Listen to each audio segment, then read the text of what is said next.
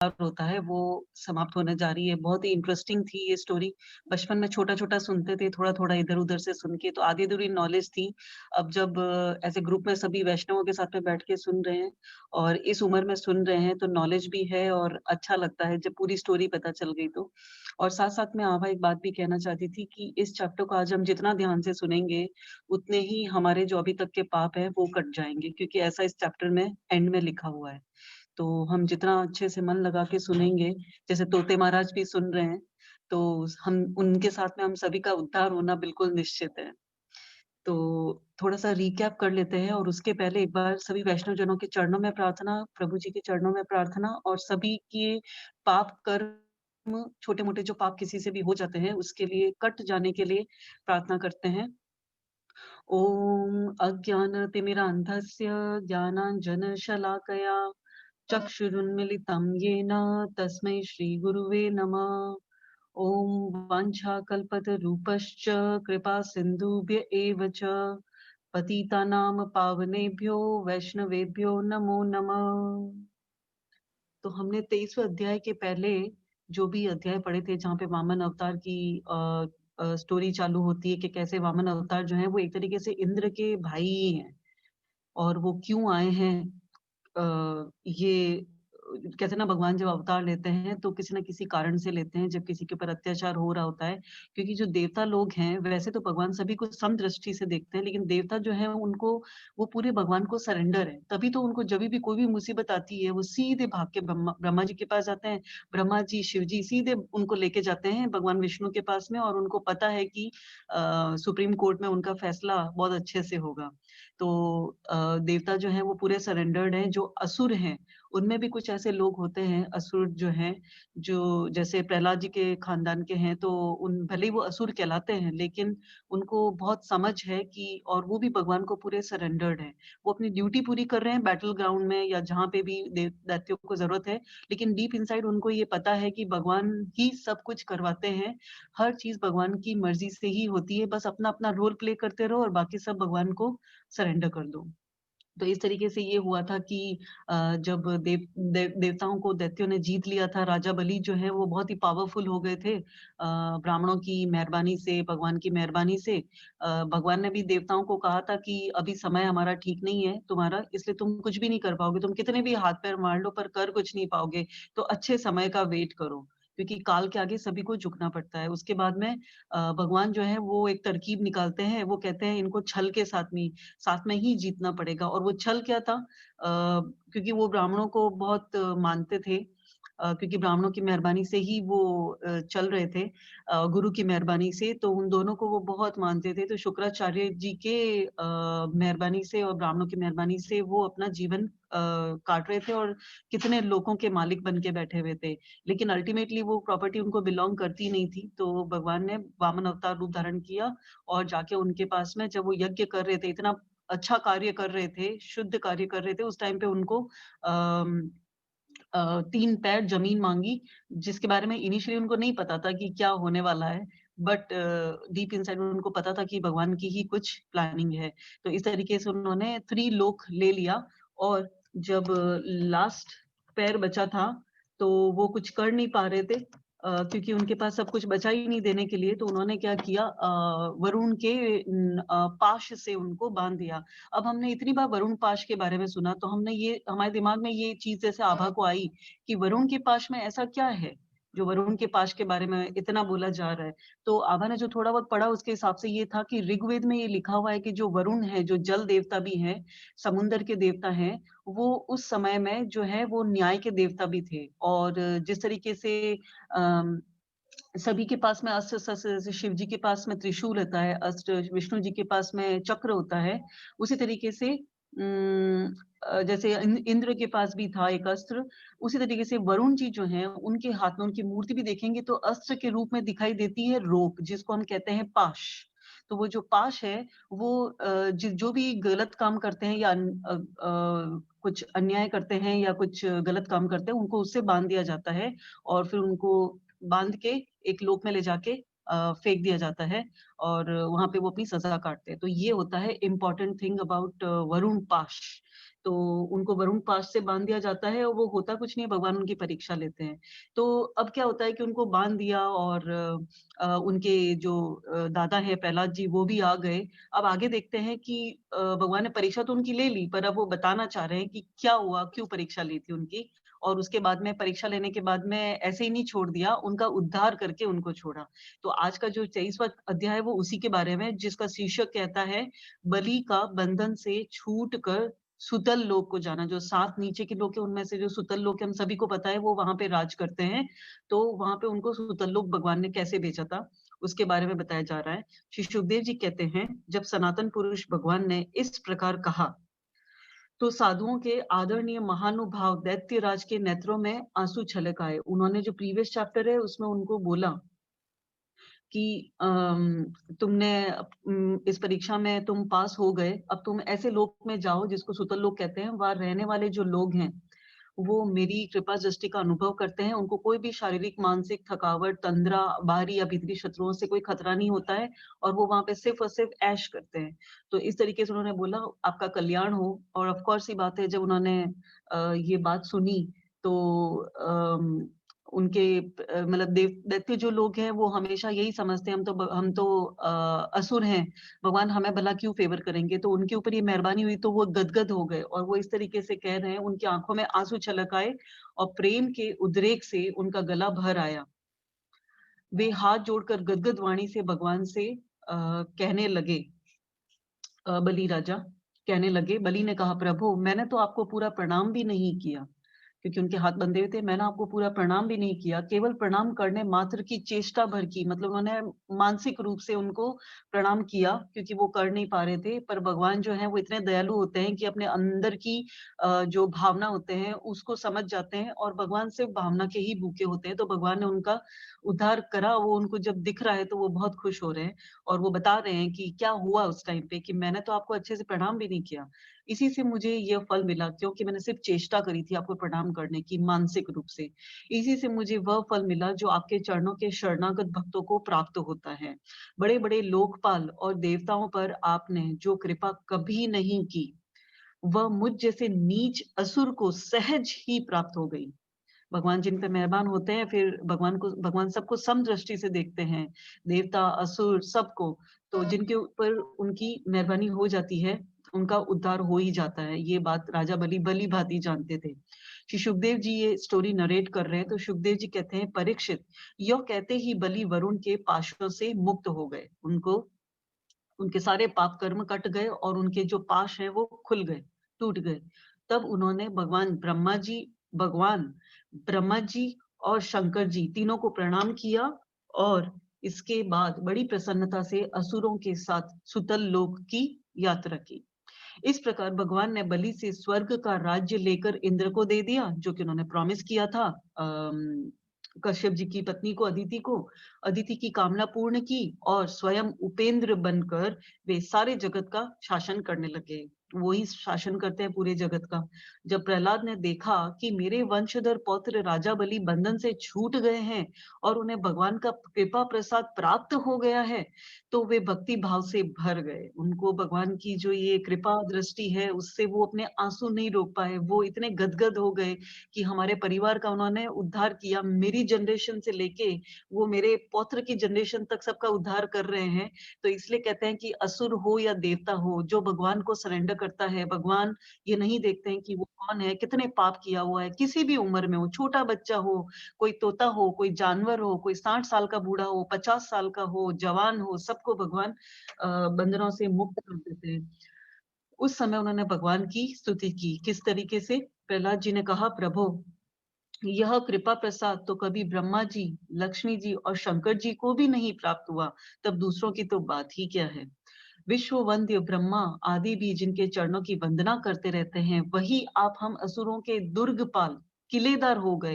किलेदार मतलब रक्षक हो गए। आपने हमारी इतनी बड़ी रक्षा कर दी, इतनी मेहरबानी कर दी कि हमें सुतल लोक ही दे डाला। तो ये तो बहुत बड़ी बात है हमारे लिए, हम तो तुच्छ हैं।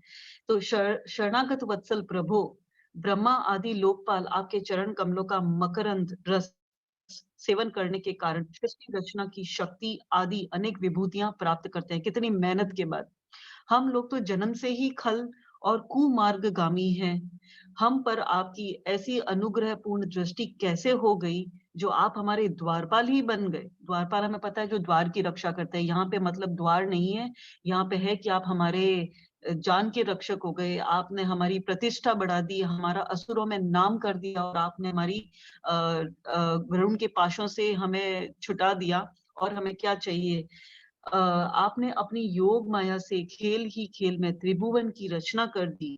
आप सर्वज्ञ, सर्वात्मा और समदर्शी हैं। फिर भी आपकी लीलाएं बड़ी विलक्षण जान पड़ती है। समझ में नहीं आती आपकी लीलाएं। कब क्या कर देते हैं। आपका स्वभाव कल्प वृक्ष के समान है। हम सभी को पता है कल्प वृक्ष is nothing but a desire tree. जो मांगो, जिस भाव से मांगो वो मिलता है, क्योंकि आप अपने भक्तों से अत्यंत प्रेम करते हैं। इसी से कभी कभी उपासकों के प्रति, जो आपकी उपासना करते हैं, पूजा करते हैं, उनके प्रति पक्षपाती बन जाते हैं। और जो विमुख लोग हैं उनके प्रति निर्दयता भी आप में देखी जाती है। तो जैसा कि बताया गया कि भगवान सभी को सम दृष्टि से देखते हैं। गीता का मैंने थोड़ा पढ़ा तो आपको पता चला कि भगवत गीता के 9.29, हम अभी 9 पॉइंट पे 90 अध्याय में ही चल रहे हैं, तो उसका 29वां जो श्लोक है 9.29, उसमें ये भगवान ने बताया है, समोहम सर्वभूतेषु, समोहम समो अहम सर्वभूतेषु नामे द्वेष्योस्ति ना प्रिया, ये भजन्ति तु माम भक्त्या मयि ते तेषु कपियहम। वो इस तरीके से कहते हैं कि मैं ना तो किसी का दुश्मन हूँ और ना मैं किसी के लिए पार्शियल हूँ और ना मेरा कोई बहुत अति प्रिय है। मैं सभी के लिए एक समान, सभी को एक समान दृष्टि से देखता हूँ। बट जो लोग मेरी सर्विस, मुझे अपने आप को मुझे समर्पण करते हैं, मेरी सेवा करते हैं, सत्संगियों की सेवा करते हैं, वैष्णव जनों की सेवा करते हैं, और जो मेरी शरण में आते हैं और कंप्लीटली मुझे डिवोट कर देते हैं अपने आप को, वो मेरे दोस्त हैं और मैं उनका दोस्त हूँ और मैं उनकी हमेशा रक्षा करता हूँ। तो इस तरीके से उन्होंने 9.29 में, हम आगे पढ़ेंगे जब आएगा तब, उन्होंने ये बात बोली है। इस तरीके से यही बात यहाँ पे बताई गई है कि आप ना कल्प वृक्ष के समान है। जो जैसा भाव रखता है, सरेंडर करता है, आप उनकी इच्छा पूरी कर देते हैं, रिगार्डलेस ऑफ वो दानव है, दैत्य है, कुकर्म करा हुआ है या कुछ भी है। श्री भगवान ने कहा, बेटा प्रहलाद, तुम्हारा कल्याण हो। अब तुम भी सुतल लोक में जाओ। मतलब उन्होंने उनको भी सुतल लोक में अपने पौत्र के साथ भेज दिया। वहां अपने पौत्र बलि के साथ आनंद पूर्वक रहो और जाति बंधुओं को सुखी करो। अब समझ में आता है कि केरला में जहाँ पे वो निवास करते थे, वहां के लोग उनको क्यों अच्छा मानते हैं, क्यों ओणम मनाया जाता है। क्योंकि राजा बलि की ख्याति इतनी फैली, इतनी उन्होंने अच्छे काम किए, उनका परिवार भी इतना अच्छा खानदान था, तो वो सभी को सुख देते थे। सुतल लोक में भी जाके यही कह रहे हैं कि जाति बंधुओं को सुखी करो और आनंद पूर्वक रहो। जहां वहां तुम मुझे नित्य ही गदा हाथ में लिए खड़ा देखोगे, दिन रात मेरे दर्शन करोगे। मेरे दर्शन के परम आनंद में मग्न रहने के कारण तुम्हारे सारे कर्म बंधन नष्ट हो जाएंगे। इसलिए कह रहे हैं कि इस चैप्टर को जो सुनता या सुनाता है, जो श्रवण करता है मन लगा के, और जो सही में मुक्ति चाहते हैं पापों से, वो इसको मन से सुनेंगे तो उनके सारे कर्म बंधन राजा बलि की तरह ही छूट जाएंगे। श्री सुखदेव जी कहते हैं, परीक्षित, समस्त दैत्य सेना के स्वामी विशुद्ध बुद्धि प्रहलाद जी ने जो आज्ञा कहकर हाथ जोड़कर भगवान का आदेश मस्तक पर चढ़ाया, फिर उन्होंने बलि के साथ आदि पुरुष भगवान की परिक्रमा की, उन्हें प्रणाम किया और उनसे अनुमति लेकर सुतल लोक की यात्रा की। परीक्षित, उस समय भगवान श्री हरि ने ब्रह्मवादी ऋत्विजों, हम सभी को पता है ऋत्विज वो होते हैं जो हवन यज्ञ करते हैं, की सभा में अपने पास ही बैठे हुए शुक्राचार्य जी से कहा। ये भी हमको पता है पुराने चैप्टर से कि वो हवन कर रहे थे, यज्ञ कर रहे थे, और वहां पे वो वामन अवतार रूप करके और आते हैं उनसे 3 पग जमीन मांगने के लिए। तो वो अधूरा रह गया था, तो उन्होंने शुक्राचार्य जी को कहा, ब्राह्मण, आपका शिष्य यज्ञ कर रहा था, उसमें जो त्रुटि रह गई है उसे आप पूर्ण कर दीजिए, क्योंकि कर्म करने में जो कुछ भूल चूक हो जाती है वह ब्राह्मणों की कृपा दृष्टि से सुधर जाती है। तो अगर हम अपने गुरु की शरण में हैं, तो यहाँ पे जो हमारे गुरु हैं उनकी शरण में जब हम रहते हैं, तो हमारे जो पाप कर्म है वो, उसको सुधारने का जिम्मा गुरु ले लेते हैं, या ब्राह्मण जो होते हैं वो ले लेते हैं। और इसीलिए उनसे हवन करवाया जाता है कि ब्राह्मणों से इसलिए हवन करवाया जाता है कि अगर हमसे कोई गलती हो जाती है तो वो उसको पूरा कर देंगे और हम पाप के भागी नहीं बनेंगे। और हमें उसका फल यथावत मिल जाएगा। तो यही बात हम आपको बता रहे हैं। तो शुक्राचार्य जी ने कहा, भगवान जिसने अपना समस्त कर्म समर्पित करके सब प्रकार से यज्ञेश्वर यज्ञ पुरुष आपकी पूजा की है, उसके कर्म में कोई त्रुटि, कोई विषमता कैसे रह सकती है? सब कुछ तो उन्होंने आपको सरेंडर कर दिया, अब उसमें क्या, ये तो औपचारिकता रह गई है। उससे कोई गलती नहीं हुई है, मैं आपको अश्योर करता हूँ। क्योंकि मंत्रों की, अनुष्ठान पद्धति की, देश, काल, पात्र और वस्तु की सारी भूलें आपके नाम संकीर्तन मात्र से सुधर जाती हैं। आपका नाम सारी त्रुटियों को पूर्ण कर देता है। तो अगर हमसे कोई गलती हो जाती है और हम भगवान का नाम लेके माफी मांग लेते हैं, या किसी की शुद्ध आत्मा से गलती हो गई, माफी मांग लेते हैं, तो उनकी त्रुटियां माफ कर दी जाती है। तथापि अनंत, जब आप स्वयं कह रहे हैं, तब मैं आपकी आज्ञा का अवश्य पालन करूंगा। मनुष्य के लिए सबसे बड़ा कल्याण का साधन यही है कि वह आपकी आज्ञा का पालन करे। और भगवान की आज्ञा किसमें लिखी हुई है? शास्त्रों में। तो जो शास्त्रों में बोला जाता है वो सही, और जो सही बोला जाता है वो सही है हमारे लिए, और जो गलत बोला जाता है वो गलत है हमारे लिए, क्योंकि ये भगवान की ही वाणी है। श्री सुखदेव जी कहते हैं, भगवान शुक्राचार्य ने भगवान श्री हरि की यह आज्ञा स्वीकार करके दूसरे ब्रह्मर्षियों के साथ बलि के यज्ञ में जो कमी रह गई थी उसे पूर्ण किया। परीक्षित, इस प्रकार वामन भगवान ने बलि से पृथ्वी की भिक्षा मांग कर अपने बड़े भाई, जैसा कि हमने बताया कि बड़े भाई थे वो उनके, इंद्र को स्वर्ग का राज्य दिया, क्योंकि वो अदिति के गर्भ से आए थे। तो और अदिति जो है वो देवताओं की माँ है, तो वो उनके भाई हो गए। उनको स्वर्ग का राज्य दिया, जिसे उनके शत्रुओं ने छीन लिया था।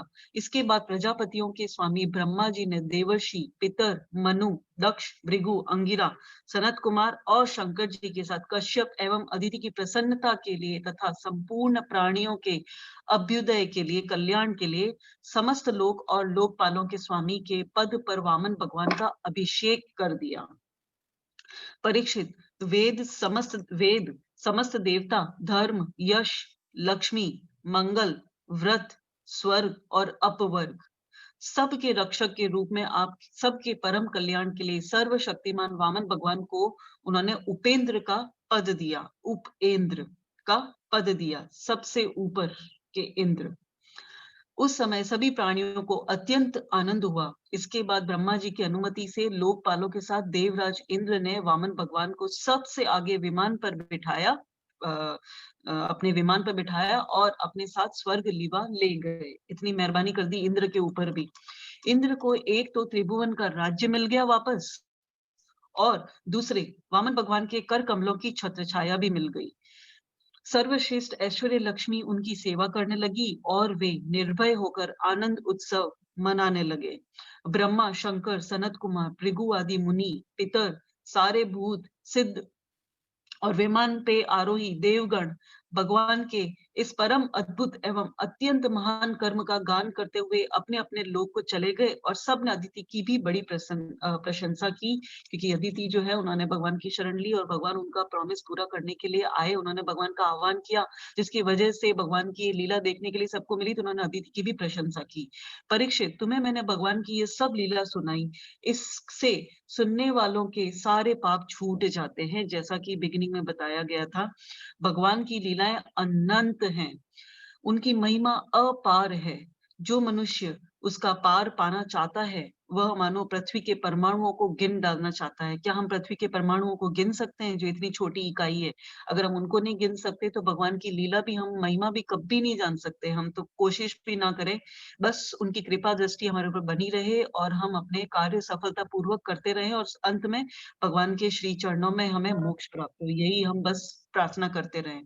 भगवान के संबंध में मंत्र दृष्टा महर्षि वशिष्ठ ने वेदों में कहा है कि ऐसा पुरुष न कभी हुआ, न है और न होगा जो भगवान की महिमा का पार पा सके। ये सत्य बात है। देवताओं के आराध्य देव अद्भुत लीलाधारी वामन भगवान के अवतार चरित्र का जो श्रवण करता है, उसे परम गति की प्राप्ति होती है, परम गति ही हो जाती है।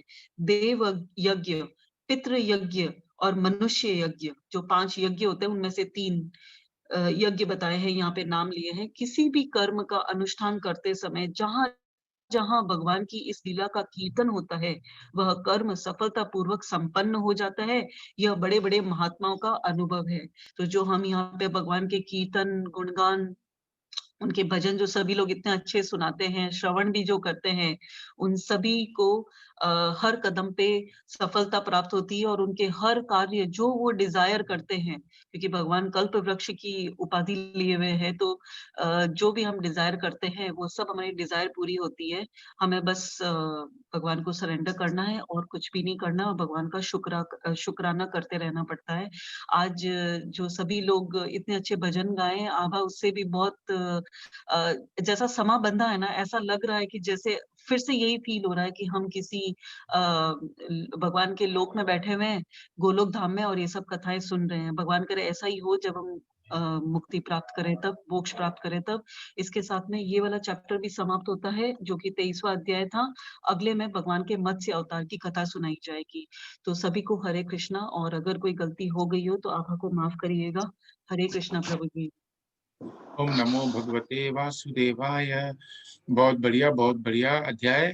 अब माता जी बहुत अच्छे से बताया। इसमें 2-3 पॉइंट थे जो बताया। भगवत गीता का श्लोक जो रेफरेंस दिया इन्होंने, उस श्लोक में भगवान ने कहा है बच्चों सुन लेना, सारे के सारे सब भाग गए चिराग विराग।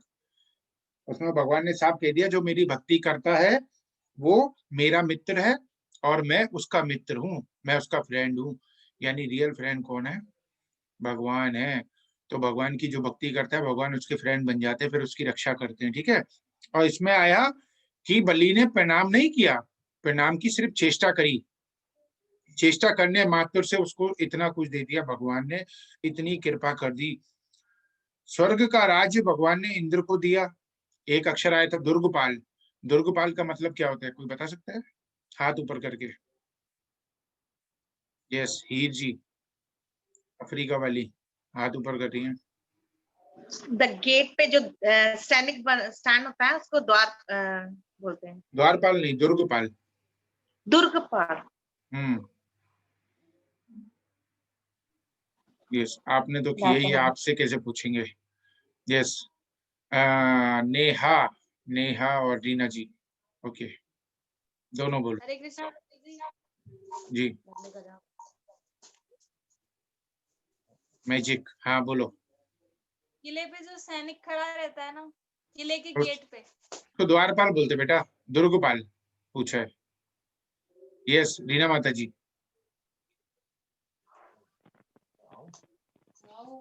एक बार इनको सबको मौका देने दो। जी रीना माता जी। जो किले की रक्षा करता है उसे दुर्गपाल बोलते हैं। ओके, जो किले की रक्षा करता है उसे दुर्गपाल बोलते हैं। जी, क्या कह रही हो वीना माता जी? हरे कृष्णा प्रभु जी, उन्होंने प्रभु ने बोला था ना उनको कि मैं आपकी सबकी अन्न धन की व्यवस्था करेंगे, तो जो किले को पालता है मतलब पूरे जाति को जैसे से पालेंगे ना। ये करेक्ट जवाब है, बिल्कुल परफेक्ट है। दुर्गपाल, जैसे भगवान का एक नाम है गोपाल, गायों को जिसने पाला, गायों को पालना शुरू किया तो नाम पड़ा गोपाल। ऐसे ही दुर्गपाल जो वहां के पालन करता। वैसे तो सबका जवाब सही था, जो जो इन्होंने आंसर दिया, नेहा ने दिया, हीर जी ने दिया, रीना जी ने दिया, सबका सही था। पर बिल्कुल परफेक्ट ये था कि पालन जो उन्होंने अन्न वगैरह का दिया। खैर, इसमें एक चीज और आई, खास चीज वो सबके लिए है, वो बहुत जरूरी पॉइंट था, शायद उसको मिस किया होगा आप लोगों ने, बहुत जरूरी था। चिंकी श्लोक बोलना चाहती है तो ठीक है भैया, बुलवा लेंगे, 2 मिनट रुको। कल्प वृक्ष के समान है आपका स्वभाव। इसमें एक लाइन आई थी, हे प्रभु आपका स्वभाव कल्प वृक्ष के समान है। कल्प वृक्ष का मतलब होता है इच्छा पूर्ति, और कल्प वृक्ष के समान किसका स्वभाव है? आपका। आपका मतलब भगवान कृष्ण का नहीं, आपका खुद का। जितने बैठे हो ना, आपका। आप मन में सोचते हो मैं बीमार, मैं बीमार, मैं बीमार, तो आप बीमार हो जाते हो, क्योंकि जीता जागता परमात्मा तो आपके अंदर है इस समय। तो इस लाइन को समझने की कोशिश करना। वहां तो भगवान की बात हो रही थी, पर ये लाइन आप सबके ऊपर सूट होती है, हम सबके ऊपर सूट होती है कि हमारा स्वभाव कैसे है, कल्प वृक्ष का। गाड़ी चलाते हैं, एक्सीडेंट नहीं हो जाए, एक्सीडेंट नहीं हो जाए, एक्सीडेंट नहीं हो जाए, एक्सीडेंट हो जाता है। मैं बीमार, मैं बीमार, मैं बीमार, मैं बीमार हो जाता है। इसलिए कभी भी आप जितना सोचेंगे मैं शुद्ध आत्मा हूँ, मैं शरीर नहीं हूँ, मैं अजर हूँ, मैं अमर हूँ, तो वही स्वभाव आपका बन जाता है, कल्प वृक्ष की तरह काम करता है आपका स्वभाव। इसलिए कुछ भी सोचने से पहले, संकल्प लेने से पहले बहुत सोचना चाहिए। कभी भी गलती से यूं नहीं बोल देना चाहिए गुस्से में भी कि मैं घर छोड़ के चली जाऊंगी। कई लोग ऐसा गुस्से में बोलते हैं ना, काफी काफी छोटे छोटे बच्चे होते हैं, ऐसा बोल देते हैं मजाक में, पर कभी भी कोई ऐसा संकल्प नहीं करना चाहिए, कुछ भी ऐसा उल्टा नहीं बोलना चाहिए, वो एक दिन पूरा हो जाता है। जी, तो खैर आगे बढ़ते, नानी के पास चलते। नानी बहुत इंतजार कर रही है हाथ ऊपर करके। नानी क्या कह रही हो? तमन्ना क्या कह रही थी? बहुत हंस रही थी। कहाँ गई तमन्ना? नानी, ओ हरे नानी, कृष्णा, हरे हरे कृष्णा, कृष्णा। वो कहाँ गई? कल्प साईं चवंदा ना, कल्प वृक्ष आत्मा है। जैसा हाँ जैसी जैसी